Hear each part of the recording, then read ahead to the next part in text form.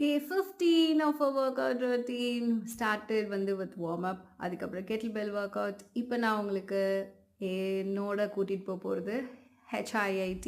என்னோட favourite time எது ரொம்ப சேலஞ்சிங்காக இருக்கோ அதை இன்னைக்கு நான் ரொம்ப தைரியமாக செய்யறதுக்கு எனக்கு கரேஜ் இருக்குது. ஆனால் சின்ன வயசில் இப்படியான்னு பார்த்தீங்கன்னா especially with my body no. Running ரேஸ்னாலே அந்த ரன்னிங் ரேஸ் பக்கம் இல்லாமல் அங்கேருந்து எங்கேயோ ஓடி போயிடுவேன். ஏன்னா அவ்வளோ இன்செக்யூரிட்டிஸ் என்னோடய பாடியை பற்றி. என்னால் முடியாது, என்னால் எல்லாரையும் டிஃபீட் பண்ண முடியாது அப்படின்ற தாட்ஸில் நான் எப்போவுமே ஸ்போர்ட்ஸ் பக்கம் போனதே கிடையாது. எந்த ஸ்போர்ட்டாக இருந்தாலும் ஒரு சின்ன பாஸ்கெட் பால் பாஸ்கெட் பால்னால் ப்ராப்பர் பாஸ்கெட் பால் கூட இல்லை, நார்மலாக சும்மா பாலை தட்டி விளையாடுறதா இருக்கட்டும், ஒரு ஃபுட்பாலாக இருக்கட்டும், அந்த பக்கமே போனதில்ல.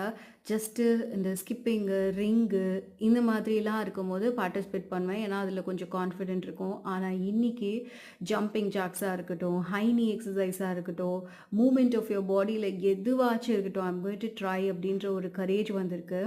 எப்போவுமே சொல்லுவாங்கள்ல, 5ல் வளையாதது 50ல் வளையாதுன்னு. எனக்கு 50 ஆகலை, பட் ஸ்டில் அந்த சின்ன வயசில் அவ்வளோ இன்செக்யூரிட்டிஸ் எங்கேருந்து வந்துச்சுன்னு நானே இன்னும் கிண்டல் பண்ணிக்கிட்டே இருக்கேன்.